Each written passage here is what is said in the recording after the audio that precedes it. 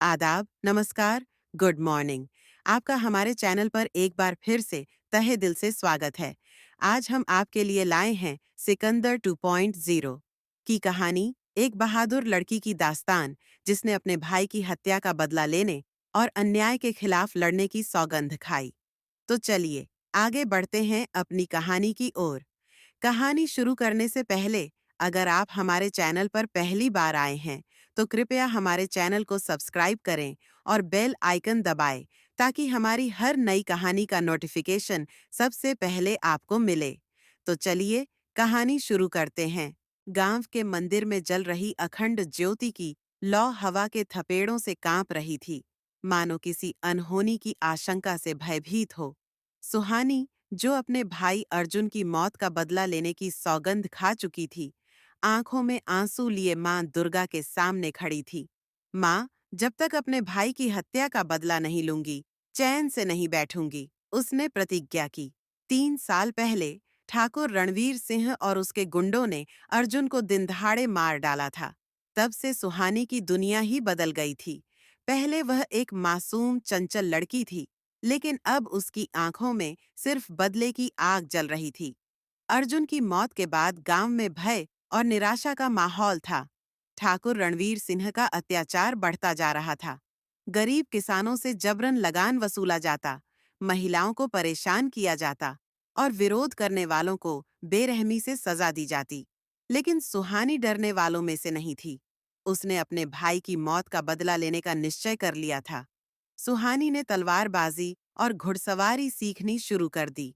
वह जंगल में अकेले अभ्यास करती, जिससे कि कोई उसकी तैयारियों के बारे में न जान सके।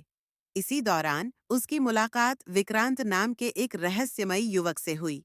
विक्रांत लंबा चौड़ा और साहसी युवक था, जो अपने अतीत में कई लड़ाइयां लड़ चुका था। तुम कौन हो और यहाँ क्या कर रहे हो? सुहानी ने तलवार तानते हुए पूछा। मेरा नाम विक्रांत है, मैं तुम्हारी मदद करने आया हूँ, उसने दृढ़ता से कहा। मुझे किसी की मदद की जरूरत नहीं, सुहानी ने कड़वे स्वर में कहा और अपना हाथ छुड़ाने लगी। अगर बदला लेना चाहती हो तो अकेले मत लड़ो, तुम्हारा दुश्मन ताकतवर है, लेकिन मैं जानता हूं कि उसे कैसे हराया जा सकता है। विक्रांत ने गहरी नजरों से उसे देखा। सुहानी को उसकी बातों में सच्चाई झलक रही थी। उसने अनजाने में उस पर भरोसा कर लिया। विक्रांत ने बताया कि वह भी ठाकुर रणवीर सिंह से बदला लेना चाहता है, क्योंकि उसके पिता को भी ठाकुर ने छल से मरवा दिया था। दोनों ने मिलकर एक योजना बनाई।